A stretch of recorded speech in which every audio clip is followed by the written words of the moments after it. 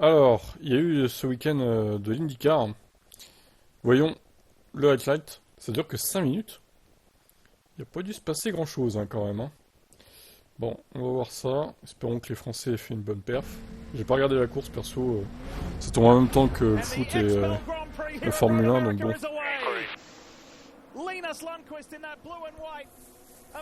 On peut pas tout faire.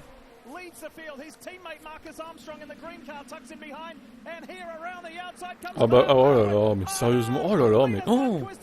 Mais c'est sérieusement, mais enfin ces pilotes, c'est des débiles en fait. Les mecs au premier virage ils se crachent. C'est un championnat d'amateurs. Non mais je vous le dis. Oh là là. Comment les prendre au sérieux sans déconner. Bon allez, restart.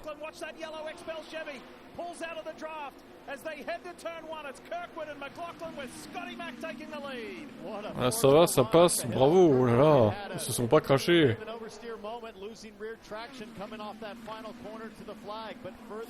Non quand même, je veux pas critiquer le niveau d'IndyCar, mais les pilotes sont quand même moins bons que ceux de la F1.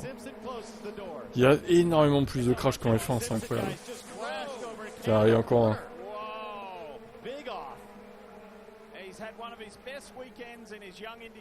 Monsieur Simpson, là. And this has been a nightmare start to the race for Chip Ganassi Racing. The teammates hitting each other lap 1, turn 1, and now another one of their rookies has crashed out. Rasmussen, do they hit?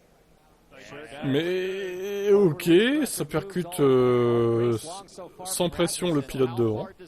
Très bien, bah, c'est comme ça qu'on fait apparemment. Tout va bien, ok. Ça marche.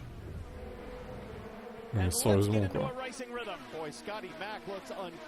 Par contre le circuit de Road America est assez spectaculaire, j'aimerais bien le voir en F1 quoi. Voir ce que ça peut donner.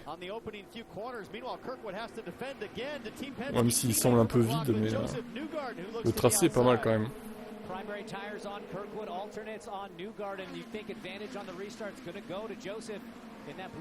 Par contre pas très large dans la piste. No pressure right now. I'm already seeing some pretty big wiggles, though, from the PPG driver of Newgarden. I wonder if the red tires have just tipped over the edge. We'll find out at the end of this first lap. Rossi again having to defend against Scott Dixon. Will Power's getting in the story right on the inside of Dixon into 5. Oh là, allez hop, ça passe. Grosjean P7 pour l'instant, c'est pas mal. Il est là d'ailleurs avec sa voiture verte et noire. Là. On dirait une Sauber de F1.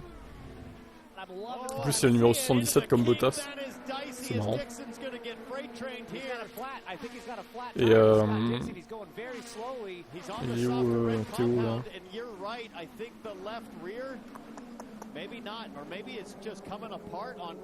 Pour l'instant, on le voit pas dans le classement. Ah si, il est 16ème, d'accord. Bon, c'est pas... Théo, c'est bon. Pas ouf quand même, les perfs. Ça manque d'un petit quelque chose. Turn 1, Newgarden's on the gas hard. Here comes Scotty McLaughlin. He might get Will Power, but I don't know if he'll get Newgarden. Power blocks him. Inside defense, but he can't defend that. Now it's going to be a drag race down the hill to turn 5. McLaughlin is coming on the two-time Indy 500 winner. Joseph Newgarden has to pick which lane he wants. He goes driver's right, gives the inside back to McLaughlin. Surprised he didn't try to hold it. And look at this for the lead of the race. Teammate on teammate. Inside at turn 1, Joseph Newgarden has got Scott McLaughlin. So this was what we were speculating. How much is McLaughlin going to have to hold back? Plus qu'une minute dans ce recap. Firestone alternates. The answer is quite a bit because Newgarden is head down to the front and gone. Grosjean P11 pour l'instant. Il reste 10 tours. Pour cher P15. Have a look at this. The Verizon Chevy leapfrogs not only McLaughlin but Joseph Newgarden as well. The overcut is the move, guys. Joseph went a lap longer than McLaughlin, extended that gap, then Power a lap longer than Joseph, and look at that. That is a nice healthy gap. Even with the cold tires, he's got to get up to 10th. Power ends a 2-year winless drought by winning here. Will Power qui gagne, d'accord. Alors, On n'a pas compris grand-chose au déroulé de la course, là. Alors, en résumé, il était un peu à l'arrache, j'ai trouvé. Attendez, parce que ça va trop vite, hein, putain. Power New Garden, ok. Grosjean P7. Ok, bon résultat, ça va. Et pour Cher P13. Bon, ça va, il est remonté à la fin quand même. C'est pas mal. Au final, bon. C'est mieux que 16ème, c'est sûr. Le 23 juin, bah ça tombera en même temps que l'Espagne. La F1, quoi. Bon, bah écoutez, on va regarder le classement. Ouais, la course était pas sensationnelle, hein, quand même. Hein. C'est Will Power qui est en tête du classement pilote. Ok. Ok. Une victoire seulement. Scott Dixon est troisième avec 2 victoires. C'est bien qu'ils mettent toutes les stats là d'ailleurs. Hein. Ils devraient faire pareil en Formule 1. T'as les tours menés, le top 10, top 5. Alors, ils ont pas les podiums hein, aux États-Unis. Ça, c'est une fâcheuse manie qu'ils ont de pas compter les podiums. Ils comptent les pôles, les victoires, les top 5, les top 10, mais pas les podiums. Et même sur iRacing, par exemple, c'est pareil. Et je trouve que c'est dommage qu'ils se mettent pas à compter les podiums. C'est important un podium quand même, dans les stats. Donc Pato Howard, Scott McLaughlin, on va voir les Français directement. Bon, en vrai, c'est assez serré, hein. Enfin, surtout entre les 3 premiers, hein, parce qu'après, derrière, il y a un petit gap qui s'est créé quand même. Mais les 3 premiers, c'est serré, c'est vrai, c'est vrai.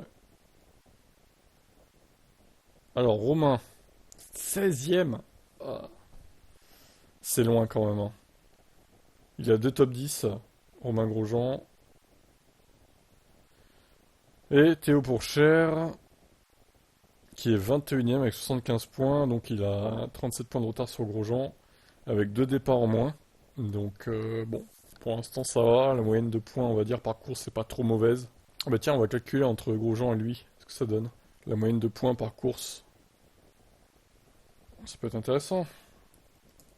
Ça fait 16 points pour Grosjean, et lui, pour Cher, 15. Ah, c'est assez proche en vrai. C'est assez proche. Un seul top 10 pour Théo Pourchaire, comme vous pouvez le voir. Ma foi. Bon.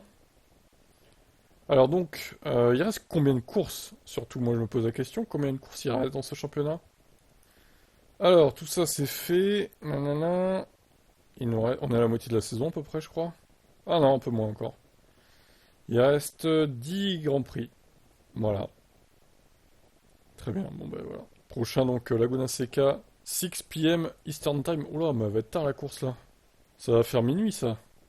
Ouais, bah, on se contentera du résumé, hein. On fera pas de live pour la course, etc. Ça sera trop tard. Bon, je pense que Laguna Seca, la course va être pas mal quand même. Le circuit est très bon. Il se passe toujours des dingueries. Donc voilà pour cette manche d'IndyCar à Road America. Pas hyper passionnante.